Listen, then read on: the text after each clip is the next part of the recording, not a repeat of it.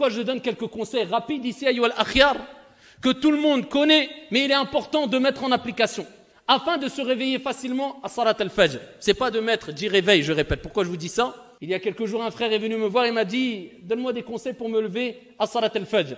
Bien sûr que moi-même, j'en ai besoin de ces conseils-là, on en a toutes et tous besoin. Je lui dis la première des choses parmi les causes. Tu mets le réveil déjà? Il me dit, mon frère, j'en mets 7 des réveils. Il me dit, j'en mets 7. Donc j'ai compris qu'en fait, il ne faut pas commencer par le réveil. Ça, c'est à la fin, tout à la fin. Donc il faut se dormir tôt. Ça, tout à la fin. La première des choses, c'est de prendre conscience quelle est la récompense de Salat al-Fajr, wallahu a'lam. Et de prendre conscience de la gravité d'être négligent, insouciant, inconscient des mérites de Salat al-Fajr. Ça, c'est la première des choses. Déjà, après, le reste, ça va tout seul. Exemple, toi, si on te dit, tu as un travail, mais tu dois te lever tous les matins, 5 heures du matin. Ah, ne te précipite pas. Tous les mois, tu touches 25 000 €. On n'a pas besoin de te dire, mets le réveil, pas mets le réveil. Toi, le mérite, la récompense, ça y est, elle a plié toutes les autres causes. T'inquiète, sans réveil, il va se réveiller à 5 heures du matin. Sans réveil, son corps va se régler en 2 jours. Lakin, pour Salatul Fajr, on a du mal parce qu'on joue que sur les causes matérielles. Mais c'est logique. Regarde les causes spirituelles, ce qui doit te motiver, t'apporter une conviction ferme que tu dois te lever à Salat al-Fajr, c'est un bien pour toi. À ce moment-là, c'est facile le reste. Vous avez compris? Donc, le réveil, l'histoire du réveil, c'est à la fin.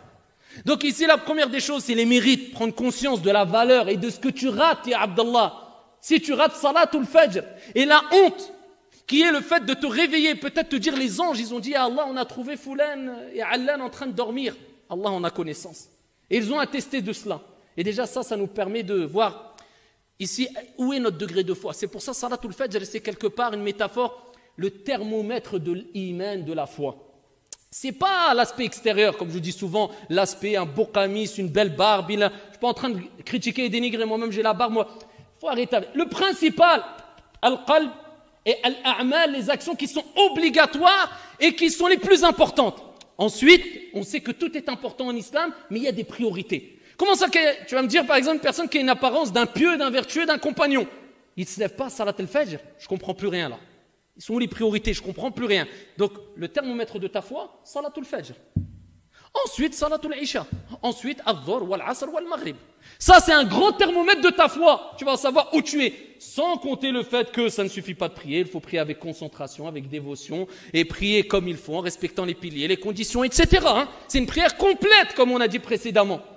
Donc, la première des choses, les mérites. Tu les as compris. Deuxième des choses, avoir la ferme conviction et la ferme résolution de se lever à Salatul Fajr. Tu te dis, je dois me lever et je veux me lever, bi'idhnillah. Troisième des choses, rend faible le shaitan, affaiblit le diable. Comment? Fais le wudu.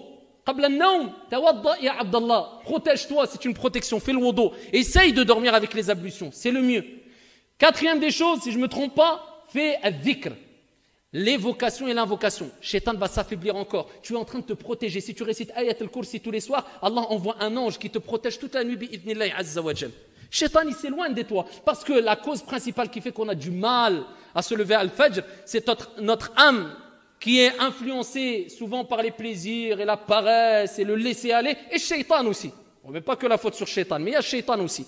Donc ici, affaiblis Shaitan. Fais le dhikr. Et particulièrement Ayat al-Kursi, Surat al-Ikhlas, al-Falaq, al-Nas 3 fois. Et fais comme le prophète alayhi salatu wassalam faisait. Réunis tes mains et récite al-Falaq, al-Nas, al-Ikhlas 3 fois, souffle dans tes mains et essuie ton corps. Ça, c'est parmi les choses recommandées à faire avant de dormir. Déjà là, tu t'es prédisposé à te lever à Salat al-Fajr, incha'Allah ta'ala. Quand tu te réveilles, eh bien, comment tu dois réagir? Tout de suite. Parce que tu as le temps d'avoir éteint 5 réveils, tu ne t'es même pas rendu compte que tu as éteint 5 réveils. Le premier déclic que tu dois avoir, c'est le dhikr. Pourquoi? Le prophète alayhi afdalu salatu wa taslim a dit kama ja'a fi sahih que lorsque l'un d'entre vous dort, Shaitan il vient derrière sa nuque et il lui fait 3 nœuds. Et à chaque nœud, il lui dit, Shaitan il lui dit que ta nuit soit longue. Et il lui fait le deuxième nœud, la même chose. Troisième nœud, la même chose. Shaitan y part. Ensuite, quand tu te réveilles, le prophète alayhi salatu wa sallam dit, quand tu fais du dhikr, tu évoques Allah, peu importe, bismillah, ou tu dis alhamdulillah, ou tu fais l'invocation alhamdulillahi alladhi ahyana ba'da ma amatana wa ilayhi an-nushur. Commence par al-dhikr. Il y a le premier nœud qui part. Il dit alayhi salatu wa sallam, le premier nœud part, donc déjà tu es ici plus fort pour lutter contre Shaitan et cette pression venant du diable pour te laisser clouer dans le lit. Il dit tu fais le wudu, il y a un deuxième nœud qui part. Et il dit tu te lèves et tu fais salat, il y a un troisième nœud qui part. C'est pas fini. Combien de nœuds on doit avoir dans la nuque? Eh bien ici, le prophète il dit quoi? Ensuite, quand les 3 nœuds, peut-être certains ils ont 500 nœuds, quand les 3 nœuds se sont tirés, eh bien la personne se sent comment? De bonne humeur et se sent ici motivée, traduction du sens, c'est-à-dire loin de la paresse. Il dit sinon, la personne se lève, certains disent du mauvais pied, on balaye ça, de mauvaise humeur, et en plus de cela, il est paresseux toute la journée. Toute la journée, il se plaint, il se sent faible, lourd. Tu lui dis salatul fajr, ya akhi, t'as fait salatul. Donc ici, ça c'est une réponse à ceux qui n'ont pas compris que si tu veux être ici efficace tout au long de ta journée, loin de la paresse et de bonne humeur, fais salatul fajr, ya Abdallah. Et ça sera bénéfique pour toi, pour ton entourage, pour ta famille, pour la bonne ambiance. Fais salatul fajr.